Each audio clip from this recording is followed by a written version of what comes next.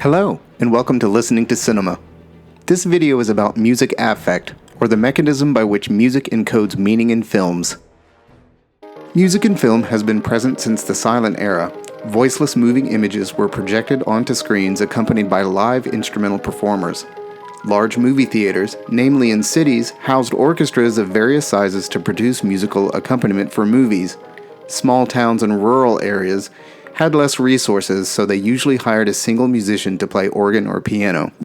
In 1927, the first commercially released feature-length sound film was Alan Crosland's The Jazz Singer. New technologies in the 1920s led to a synchronized soundtrack to be infused into the celluloid strip alongside the film track. Soundtracks in the 1920s had to account for all sounds. Musical underscoring during character dialogue was absent in these films. Music could be used either as it did in silent film. It accompanied dialogue frames and non-speaking scenes, or music was captured during live performances during shooting.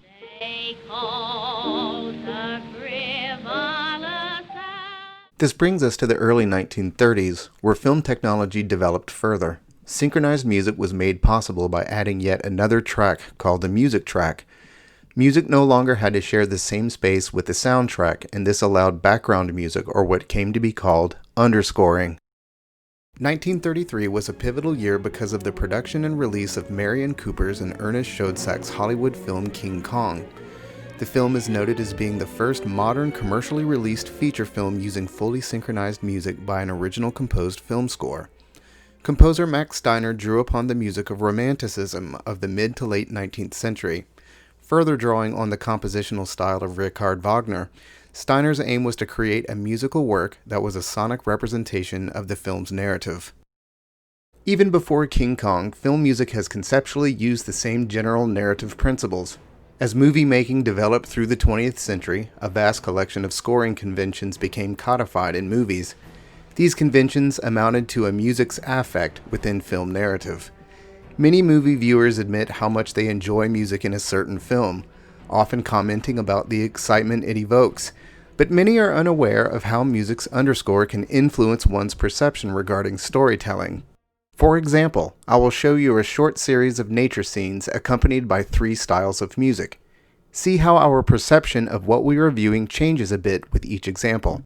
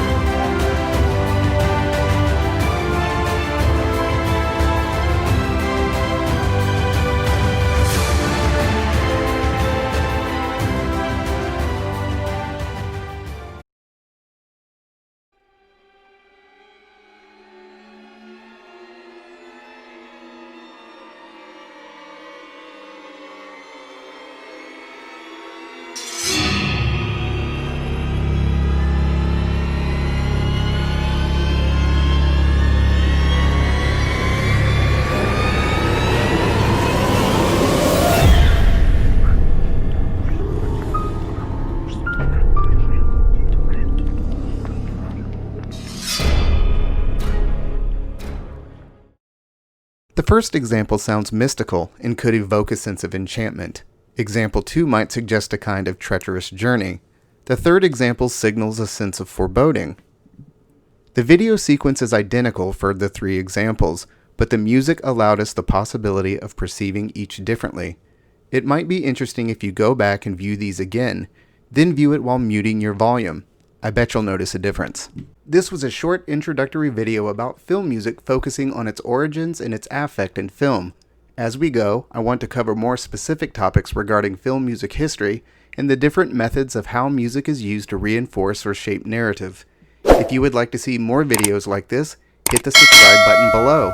and the bell icon so that you can be notified about new postings. Until next time!